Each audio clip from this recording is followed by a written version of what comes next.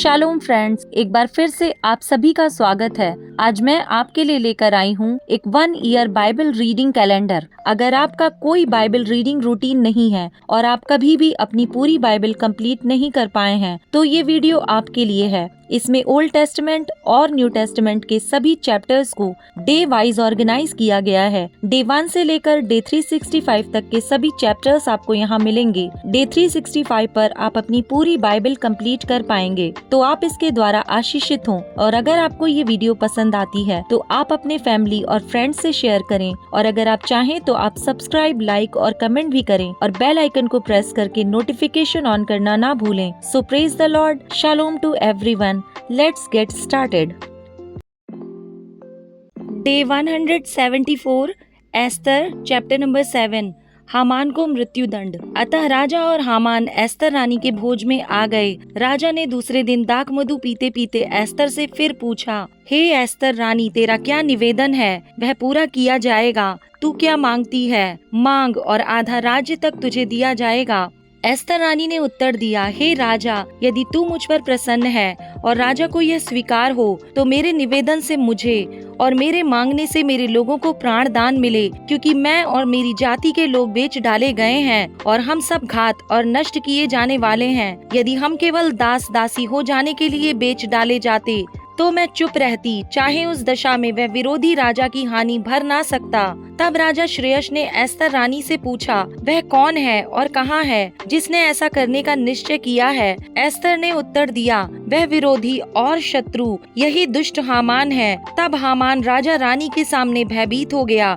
राजा क्रोध से भरकर दाख मधु पीने से उठकर राजभवन की बारी में निकल गया, और हामान यह देखकर कि राजा ने मेरी हानि ठान ली होगी, एस्तर रानी से प्राणदान मांगने को खड़ा हुआ। जब राजा राजभवन की बारी से दाख मधु पीने के स्थान में लौट आया, तब क्या देखा कि हामान उसी चौकी पर जिस पर एस्तर बैठी है झुक रहा है। और राजा ने कहा, क्या यह घर ही में मेरे सामने ही रानी से बरबस करना चाहता है? राजा के मुंह से यह वचन निकला ही था कि सेवकों ने हामान का मुंह ढांक दिया। तब राजा के सामने उपस्थित रहने वाले खोजों में से हरवोना नाम एक ने राजा से कहा, हामान के यहाँ 50 हाथ ऊंचा फांसी का एक खंबा खड़ा है, जो उसने मोर्दके के लिए बनवाया है, जिसने राजा के हित की बात कही थी। राजा ने कहा, उसको उसी पर लटका दो। तब हामान उसी खंबे पर जो उसने मोर्दके के लिए तैयार कराया था लटका दिया गया। इस पर राजा का गुस्सा ठंडा पड़ गया। एस्तर चैप्टर नंबर 8, यहूदियों को अपनी रक्षा का अधिकार मिलना। उसी दिन राजा श्रेयस ने यहूदियों के विरोधी हामान का घर बार एस्तर रानी को दे दिया। मोर्दके राजा के सामने आया, क्योंकि एस्तर ने राजा को बताया था कि उससे उसका क्या नाता था।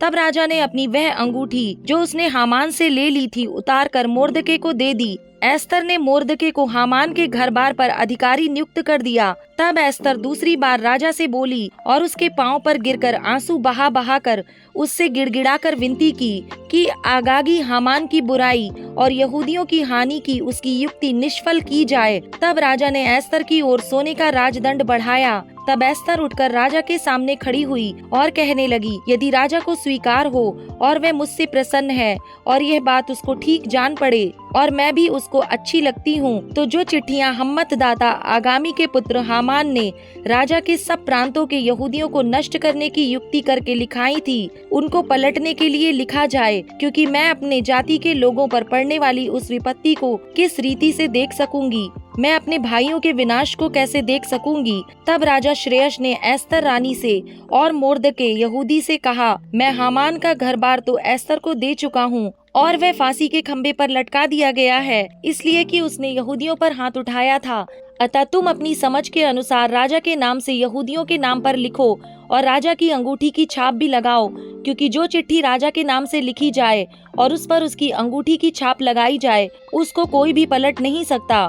उसी समय अर्थात सीवान नामक तीसरे महीने के 23वें दिन को राजा के लेखक बुलवाए गए, और जिस जिस बात की आज्ञा मोर्दके ने उन्हें दी थी, उसे यहूदियों और अधिपतियों और हिंदुस्तान से लेकर कूश तक जो 127 प्रांत हैं, उन सबों के अधिपतियों और हाकिमों को एक एक प्रांत के अक्षरों में और एक एक देश के लोगों की भाषा में और यहूदियों को उनके अक्षरों और भाषा में लिखी गई। मोर्दके ने राजा श्रेयस के नाम से चिट्ठियां लिखाकर और उन पर राजा की अंगूठी की छाप लगाकर वेग से चलने वाले सरकारी घोड़ों, खच्चरों, ऊँटों और सारनियों पर सवार हरकारों के हाथ भेज दी। इन चिट्ठियों में सब नगरों के यहूदियों को राजा की ओर से अनुमति दी गई कि वे इकट्ठे हों और अपना अपना प्राण बचाने के लिए तैयार होकर जिस जाति या प्रांत के लोग अन्याय करके उनको या उनकी स्त्रियों और बाल बच्चों को दुख देना चाहें, उनको घात और नष्ट करें और उनकी धन संपत्ति लूट लें। और यह राजा श्रेयस के सब प्रांतों में एक ही दिन में किया जाए, अर्थात अदार नामक 12वें महीने के 13वें दिन को। इस आज्ञा के लेख की नकलें समस्त प्रांतों में सब देशों के लोगों के पास खुली हुई भेजी गईं,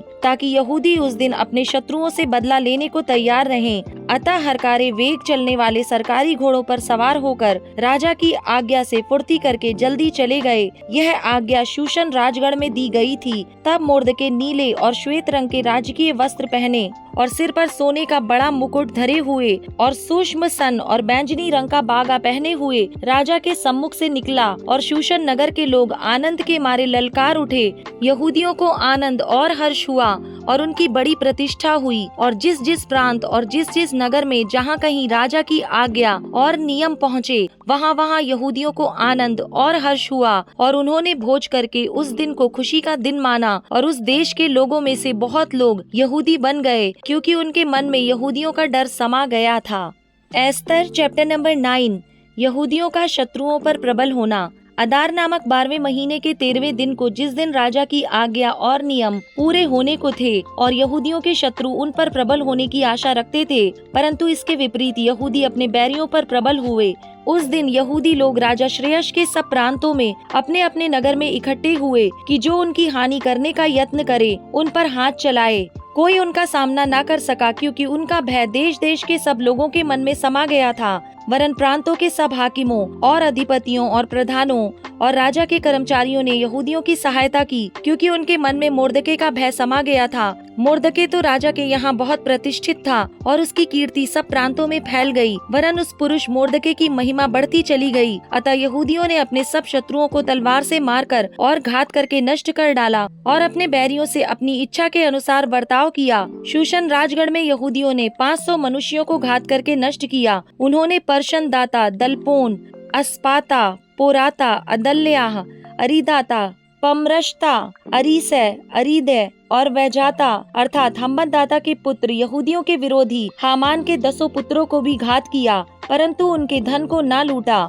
उसी दिन शूशन राजगढ़ में घात किए हुओं की गिनती राजा को सुनाई गई। तब राजा ने एस्तर रानी से कहा, यहूदियों ने शूशन राजगढ़ ही में 500 मनुष्यों और हामान के 10 पुत्रों को भी घात करके नष्ट किया है। फिर राज्य के अन्य प्रांतों में उन्होंने ना जाने क्या क्या किया होगा। अब इससे अधिक तेरा निवेदन क्या है, वह भी पूरा किया जाएगा। तू क्या मांगती है, वह भी तुझे दिया जाएगा। एस्तर ने कहा, यदि राजा को स्वीकार हो तो शूशन के यहूदियों को आज के समान कल भी करने की आज्ञा दी जाए और हामान के 10 पुत्र फांसी के खंभों पर लटकाए जाएं। राजा ने कहा, ऐसा ही किया जाए। यह आज्ञा शूशन में दी गई और हामान के 10 पुत्र लटकाए गए। शूशन के यहूदियों ने अदार महीने के 14वें दिन को भी इकट्ठे होकर शूशन में 300 पुरुषों को घात किया, परंतु धन को ना लूटा। राज्य के अन्य प्रांतों के यहूदी इकट्ठा होकर अपना अपना प्राण बचाने के लिए खड़े हुए और अपने बैरियों में से 75,000 मनुष्यों को घात करके अपने शत्रुओं से विश्राम पाया, परंतु धन को ना लूटा। यह अदार महीने के 13वें दिन को किया गया और 14वें दिन को उन्होंने विश्राम करके भोज किया और आनंद का दिन ठहराया। परंतु शूशन के यहूदी अदार महीने के 13वें दिन को और उसी महीने के 14वें दिन को इकट्ठा हुए और उसी महीने के 15वें दिन को उन्होंने विश्राम करके भोज का और आनंद का दिन ठहराया। इस कारण देहाती यहूदी जो बिना शहरपना की बस्तियों में रहते हैं, वे अदार महीने के 14वें दिन को आनंद और भोज और खुशी और आपस में भोजन सामग्री भेजने का दिन नियुक्त करके मानते हैं। पूरीम पर्व की स्थापना।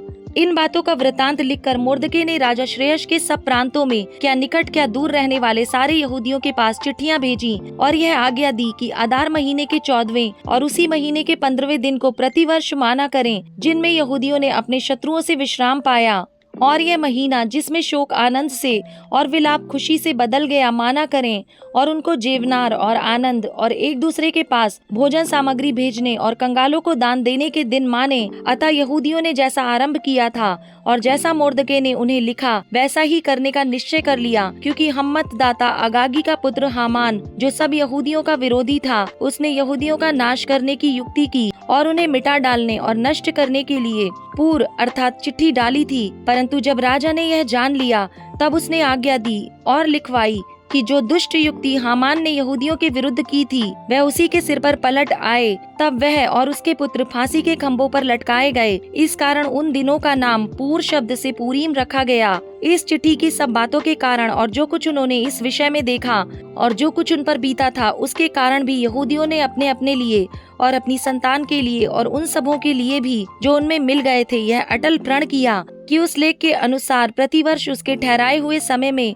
वे ये 2 दिन माने और पीढ़ी पीढ़ी कुल कुल प्रांत प्रांत नगर नगर में ये दिन स्मरण किए और माने जाएंगे और पूरीम नाम के दिन यहूदियों में कभी ना मिटेंगे और उनका स्मरण उनके वंश से जाता ना रहेगा। फिर अबीहैल की बेटी एस्तर रानी और मुर्दके यहूदी ने पूरीम के विषय ये दूसरी चिट्ठी बड़े अधिकार के साथ लिखी। इसकी नकलें मुर्दके ने श्रेयश के राज्य के 127 प्रांतों के सब यहूदियों के पास शांति देने वाली और सच्ची बातों के साथ इस आशय से भेजी कि पूरीम के उन दिनों के विशेष ठहराए हुए समयों में मुर्दके यहूदी और एस्तर रानी की आज्ञा के अनुसार और जो यहूदियों ने अपनी और अपनी संतान के लिए ठान लिया था उसके अनुसार भी उपवास और विलाप किए जाएं। पूरीम के विषय का यह नियम एस्तर की आज्ञा से भी स्थिर किया गया और उनकी चर्चा पुस्तक में लिखी गई। Esther chapter number 10। राजा श्रेयश और मोर्दके का महात्म्य।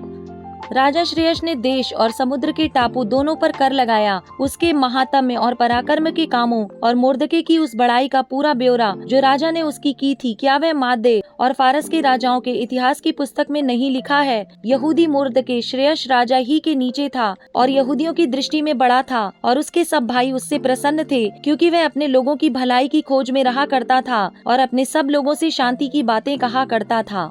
Acts chapter number 6। 7 सेवकों का चुना जाना। उन दिनों में जब चेलों की संख्या बहुत बढ़ने लगी तब यूनानी भाषा बोलने वाले इब्रानी भाषा बोलने वालों पर कुड़कुड़ाने लगे कि प्रतिदिन की सेवकाई में हमारी विधियों की सुधि नहीं ली जाती।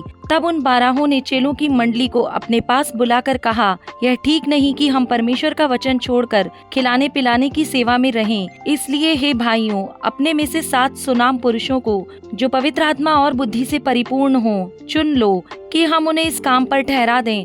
परंतु हम तो प्रार्थना में और वचन की सेवा में लगे रहेंगे। यह बात सारी मंडली को अच्छी लगी और उन्होंने स्तिफनुस नामक एक पुरुष को जो विश्वास और पवित्र आत्मा से परिपूर्ण था और फिलिपुस और प्रुखरुस और निकानोर और तीमोन और परमिनास और अंताकियावासी निकुलाउस को जो यहूदी मत में आ गया था चुन लिया। इन्हें प्रेरितों के सामने खड़ा किया और उन्होंने प्रार्थना करके उन पर हाथ रखे। परमेश्वर का वचन फैलता गया और यरूशलेम में चेलों की गिनती बहुत बढ़ती गई और याजकों का एक बड़ा समाज इस मत को मानने वाला हो गया। स्तिफनुस की गिरफ्तारी। स्तिफनुस अनुग्रह और सामर्थ से परिपूर्ण होकर लोगों में बड़े बड़े अद्भुत काम और चिन्ह दिखाया करता था। तब उस आराधनालय में से जो लिबर्तीनों की कहलाती थी और कुरेनी और सिकंदरिया और किलकिलिया और एशिया के लोगों में से कई एक उठकर स्तिफनुस से वाद विवाद करने लगे, परंतु उस ज्ञान और उस आत्मा का जिससे वह बातें करता था वे सामना ना कर सके। इस पर उन्होंने कई लोगों को उभारा जो कहने लगे, हमने इसको मूसा और परमेश्वर के विरोध में निंदा की बातें कहते सुना है। और लोगों और प्राचीनों और शास्त्रियों को भड़काकर चढ़ आए और उसे पकड़कर महासभा में ले आए और झूठे गवाह खड़े किए, जिन्होंने कहा, यह मनुष्य इस पवित्र स्थान और व्यवस्था के विरोध में बोलना नहीं छोड़ता, क्योंकि हमने उसे यह कहते सुना है कि यही यीशु नासरी इस जगह को ढा देगा और इन रीतियों को बदल डालेगा जो मूसा ने हमें सौंपी हैं। तब सब लोगों ने जो सभा में बैठे थे उस पर दृष्टि गड़ाई तो उसका मुख स्वर्गदूत का सा देखा।